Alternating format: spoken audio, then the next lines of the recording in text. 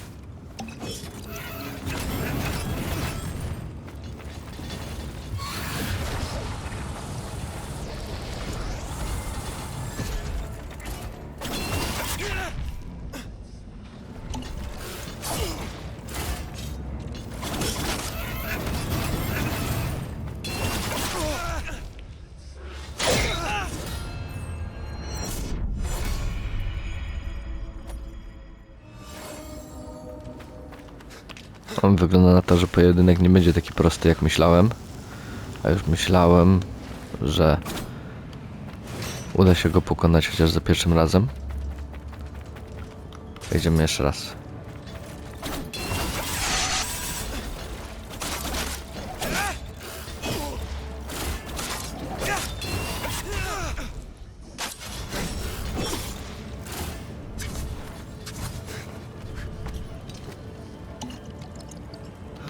Mały odpoczynek, aby się zregenerować.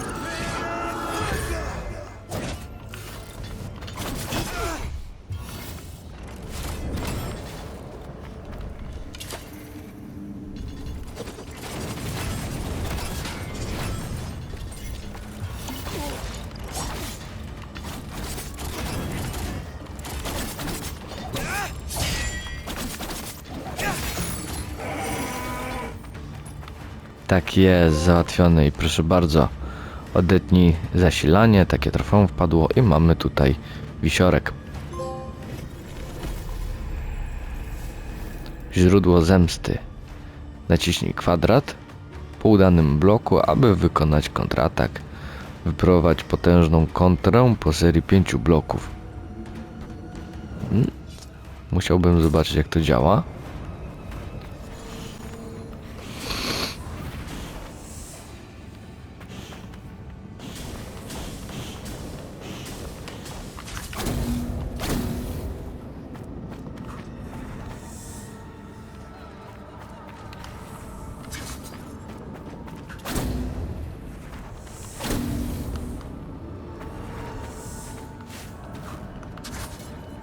O, udało się.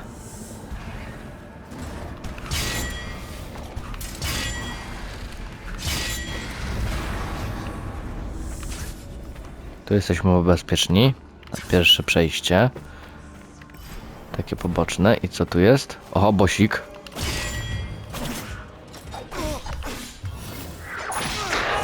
Ja tu mam walczyć, jak ja życia nie mam. Dobra, dobra.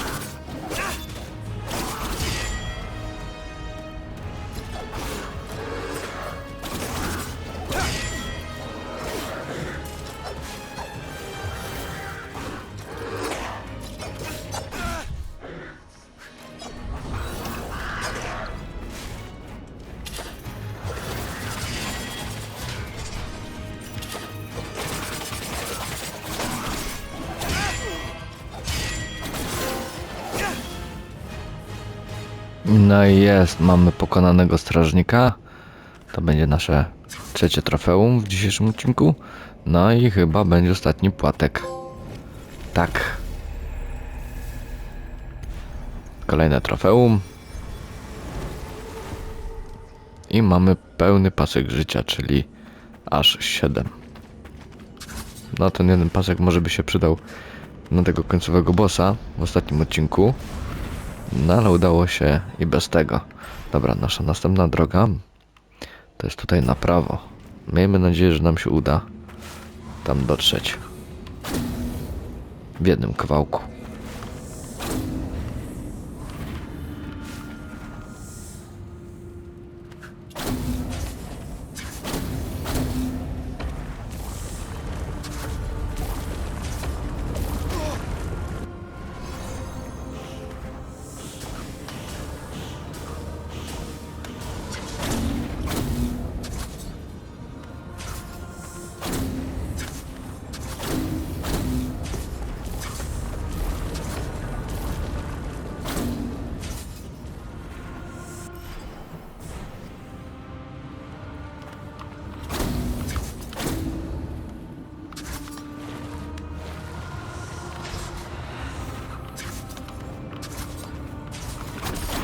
Wow, proszę bardzo. Udało nam się znaleźć kolejny skarb. So, this is the end for the immortals. We're hunting each other now. The end is not yet written. Stay on the move. Don't look back. Good to see you. Wyzwania? O. W sumie można by sobie porobić wyzwania, a jak wygląda szkolenie swobodne? Bo już nie pamiętam. Bodajże chyba... A tak. Jest po prostu jeden typo, z którym można walczyć cały czas. On będzie wstawał, tak. Przy okazji jesteśmy też nieśmiertelni. Dobra, wychodzimy stąd i weźmiemy sobie wyzwania. Zwykłe ataki. Porobimy sobie kilka wyzwań. To taki będzie odstresowujący odcinek. W końcu zmaksowania poziomów z DLC mamy już niecałe tak 15 minut, więc możemy sobie powalczyć troszeczkę na arenie, aby tak do 30-35 minut ładnie wbiło, plus zarobić troszeczkę kasy. Dobrze, zaczynamy od rozgrzewki. The basics again. Practice doesn't make perfect. Perfect practice makes perfect. Get in position. Show me how you chain ground attacks. Dobra, pierwsze co? To ataki. Mamy 3. Wykonać. Oczywiście trafione.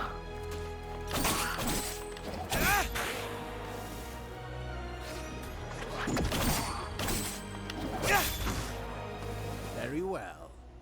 Bear in mind you can redirect your next attack. Since you propel your opponent away with your last strike, that's the end of the chain. At close range, the sweep is good against smaller foes. You can also chain attacks afterwards.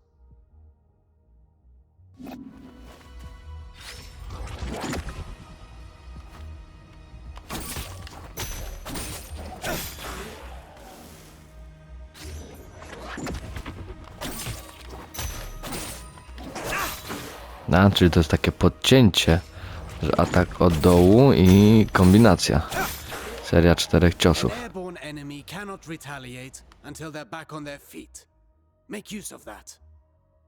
Perfect to cripple agile enemies. Remember that you move forward with each attack.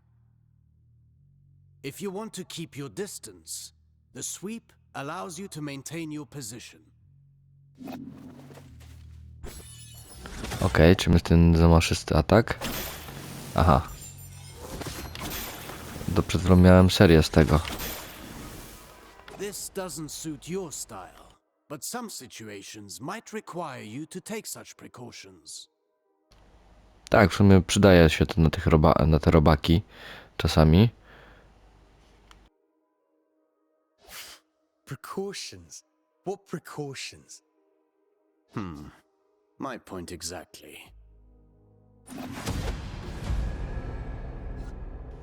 Pierwszy trening zakończony sukcesem. Ataki wyrzucające.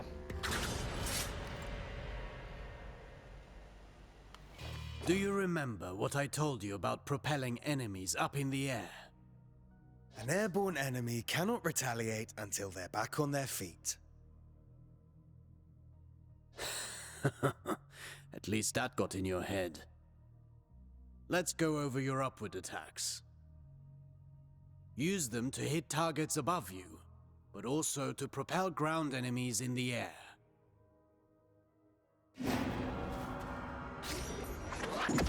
No to wiemy jak działa. O. A word of warning. Using the same upward attack twice in a row will lessen its effectiveness. You can also use an upward attack in a fighting combination. Be sure you're within range to strike.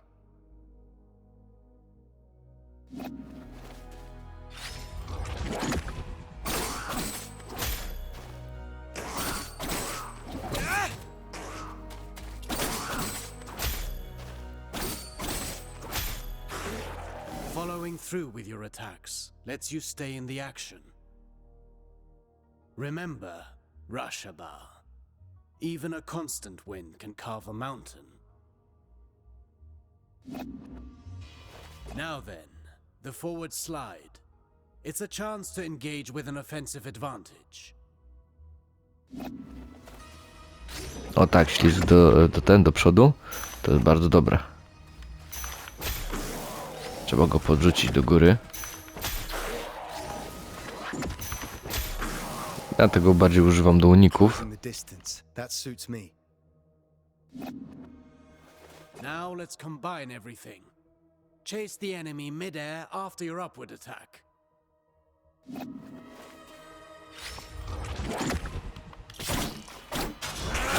A, mam to przytrzymać, dobra. To i też wyskoczę.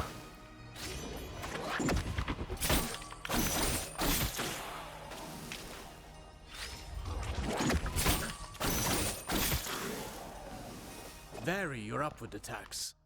The same one twice in a row will not give you the same propulsion. Tak, już mówiłeś o tym, że 2 razy użyty jest taki słabszy od tego pierwszego. I understand. Kolejny sukcesik. Co mamy? Ataki z powietrza. Now for a specialty of yours. Acrobatic techniques. Ready for the next lesson? I'm always ready. You know about mid-air combinations, but there are other options. Try to reach the flying enemy.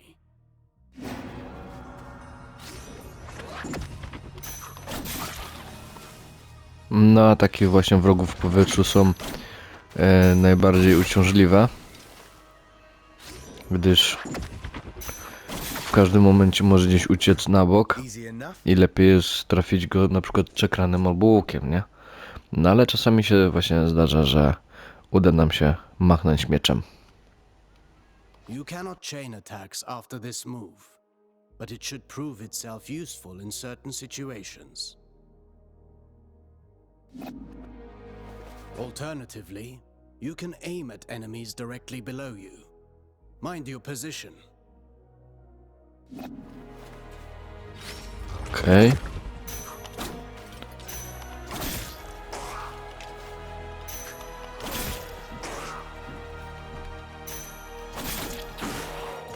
Now that's a new way to lift up the enemy. You can send the enemy up even higher with aerial combinations, rather than sending them far away.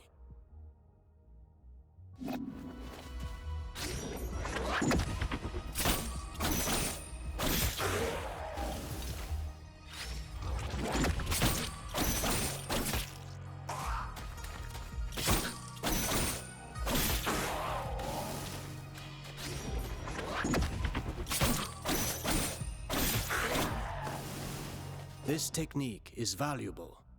You can save on time or throw your foe towards environmental hazards.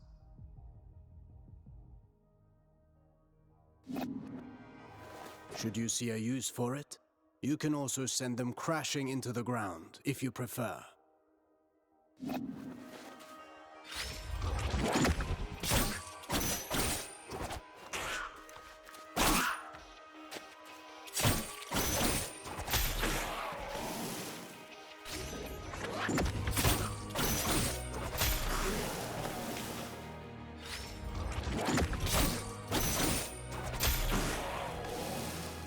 If I rush to the ground afterwards, I can maintain my flow before they get back on their feet. For that, you know more than I do. I'm past the age to perform cartwheels at the fair. Huh. Very funny.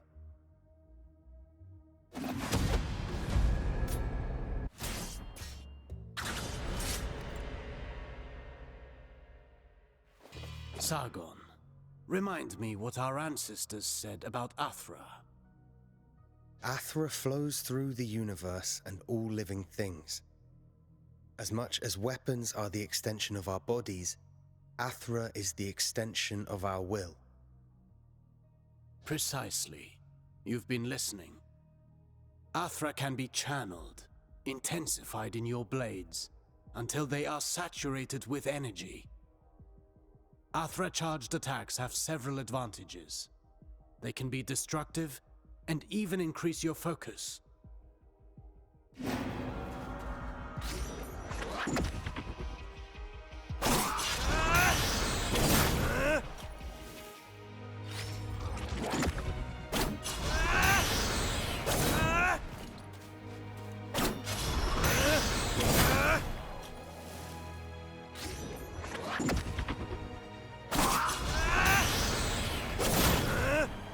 Look at you. I can see your Athra radiating. You've embraced the teachings of our ancestors. You've come a long way since I met you. But mastery is a never-ending journey. Now then, focus your Athra in the middle of a ground combination. Right in between moves. I'll give it a try.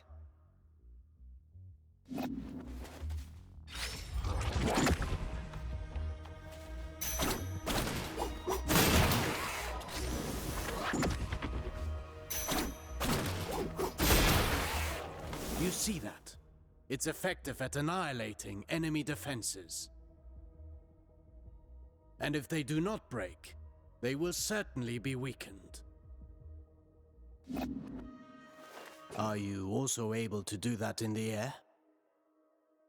I've practiced the technique to crush targets from above. I'll show you.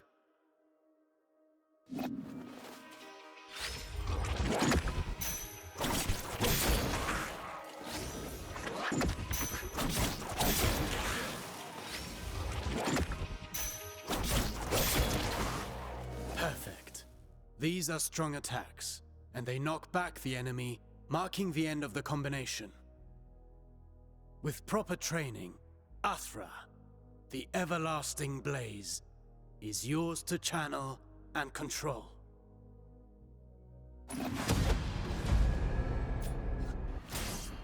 Fajne są te treningi, niezbyt skomplikowane, ale dają radę.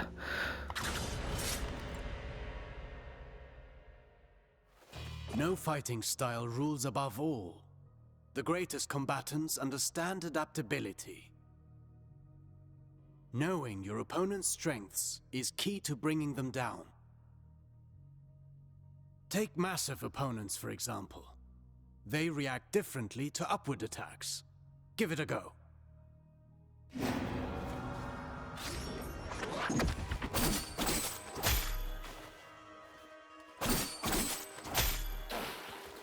My strikes knocked them back, but they're too heavy for me to lift them off the ground. Worse still, some opponents can ignore the recoil of your strikes because of their build or magic. You must be vigilant, as this means they can counterattack during your fighting combinations. Czyżby mówił o tych czerwonych atakach? Are there even worse enemies out there? None of my attacks have any effect on them. Not showing signs of pain doesn't mean they didn't get hurt. And careful what you wish for. The Citadel is full of mysteries. We're not out of the woods yet. And one more thing. Some enemies can recover while you're in the middle of your combination. Some can parry your next strike, cutting short your chain of attacks. You can find out for yourself.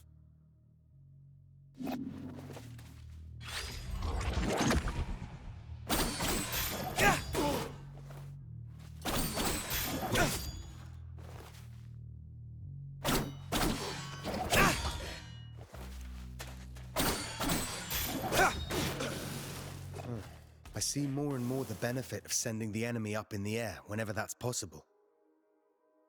But you know that's not always possible. The best defense is not always offense. Czyli co? Trening obrony? Oczywiście. A warrior who throws himself into the fray without defensive skills can win battles, but never wars. It's not the first time I've heard you say that.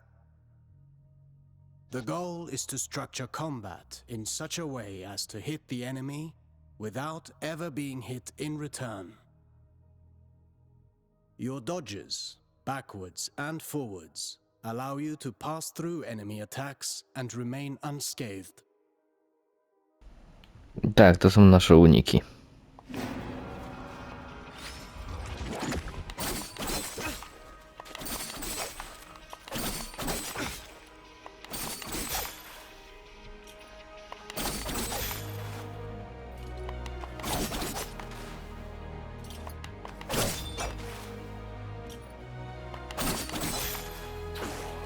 Your last strike in a ground combination does not allow these actions. The price to pay for power. You can also end your combination early with a jump. While in the air, you can dodge by doing a backflip.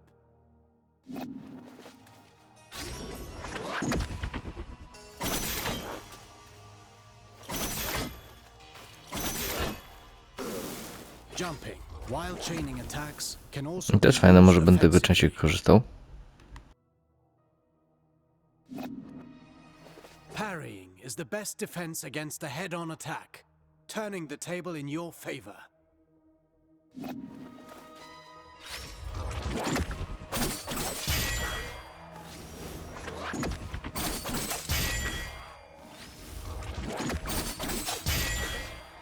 Not all attacks can be parried. If you're attacked from both sides, escaping is your best option. Parrying and dodging are not unique to us, Sargon. You can expect enemies who can do the same.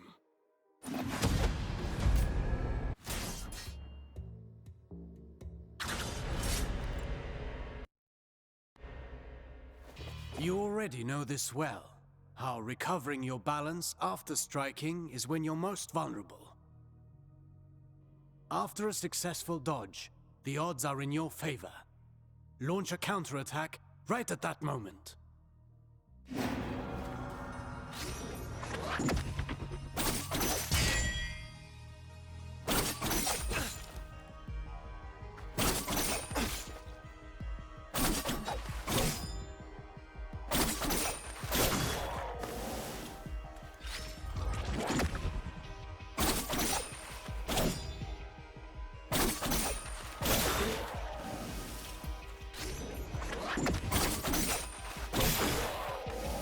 I could do this all day long. Attacking from behind is also advantageous, and even more so when the enemy is already engaged.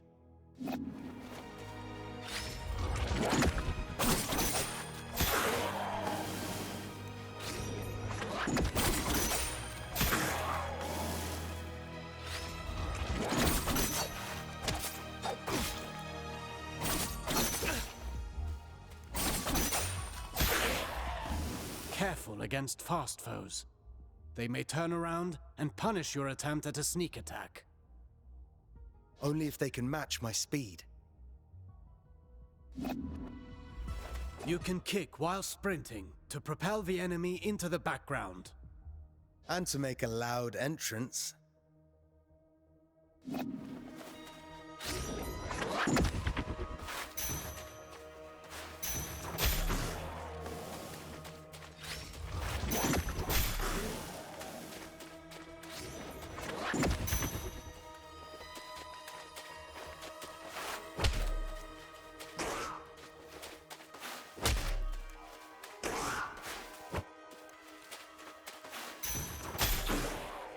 Sprinting allows you to close the distance. You can still perform an upward attack.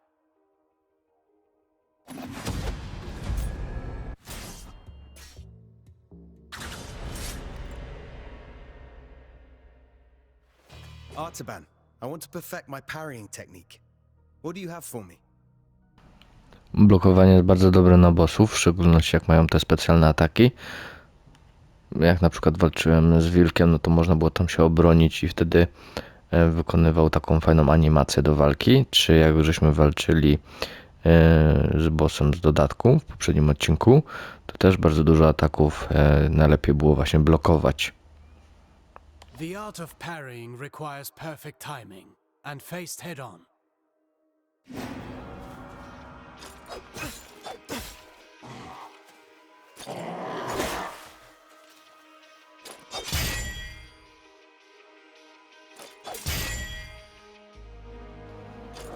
Wystarczy się nauczyć ataku wroga i wiedzieć, czym zaatakuje, żeby w porę móc się obronić.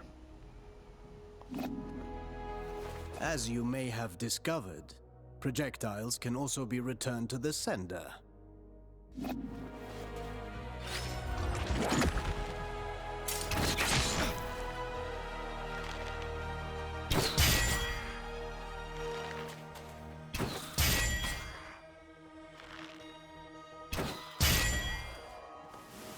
Do be vigilant. Once more, not all projectiles can be parried. Some moves give you better opportunities to counter. Learn to identify them and don't miss. To jest to, co przed chwilą powiedziałem.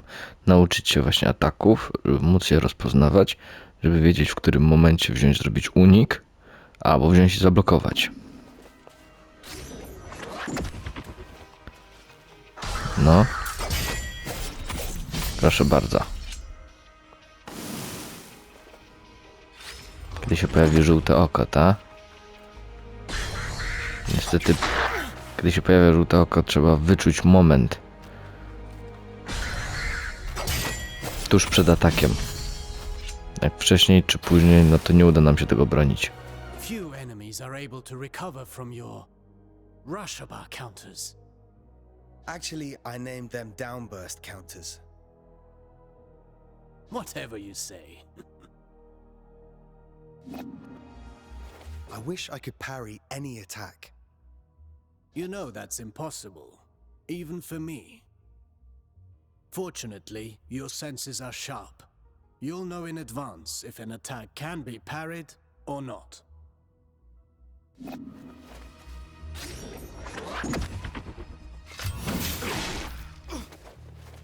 This isn't the whole day's lesson, right? There is a lesson in every failure. Did you see the effect of the hit you took? That's what you get when you miss a parry and pay for it. Getting hit this way is particularly dangerous, and your Athra focus takes a hit too. No, jak sami widzicie, nieudane blokowanie zadaje nam większe obrażenia i może też skupić się na obniżeniu poziomu naszej atry. Więc dobrze jest wyuczyć się właśnie tych ataków. Well, I can feel it in my jaw now.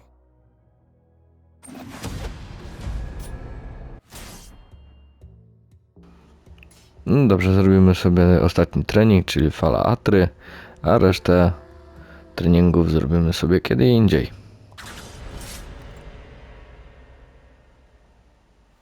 Athra, the everlasting blaze, the unifying energy that interlaces the cosmic tapestry.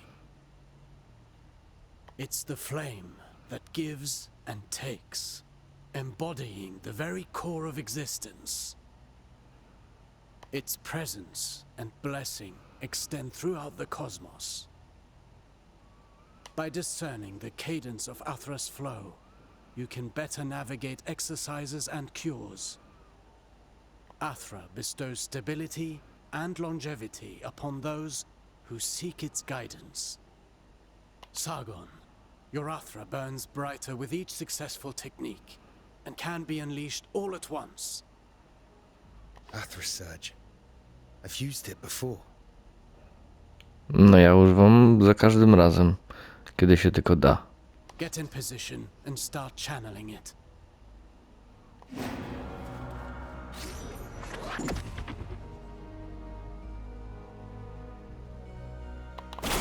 A, czyli mamy najpierw sobie wygenerować atrę poprzez ataki na wrogach. Dobra. Myślałem, że będziemy się bronić, bo jednak to szybciej idzie. Taking hits will break your focus and your Athra will dissipate. Riskier actions, such as parrying and launching charged attacks, are even more effective. Try to parry this enemy and see how fast you can gather your Athra. O, teraz są bloki, dobra.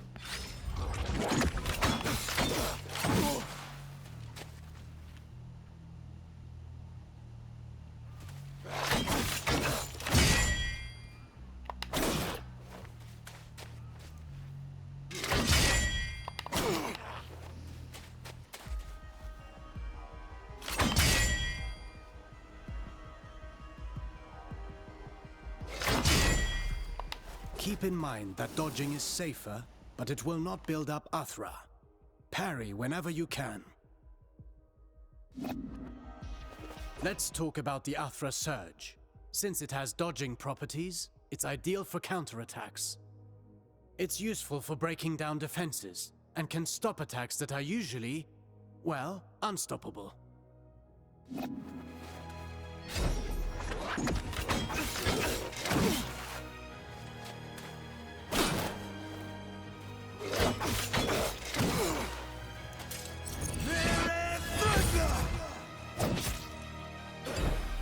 Every warrior prides themselves on developing their ultimate techniques, but you can also learn from them. Keep in mind that Athra ignites the soul, gracefully moving through unending transformation. Harnessing and charging its strength is merely a single expression of its multifaceted nature. Fine work. You now know all the basics. Don't forget, you can always visit for a training session.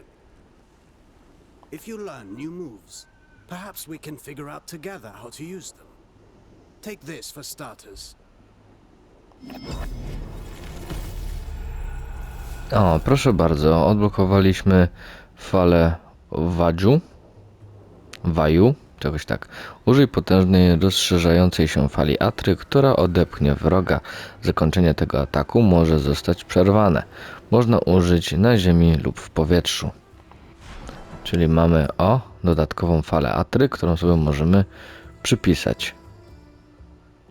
I mamy również tutaj promień Arasha na 15 sekund i jest to wystrzelenie potężnego promienia, który przeszywa wrogów. Przytrzymaj kwadrat albo trójkąt, by dokładnie wycelować. Można używać na ziemi lub w powietrzu.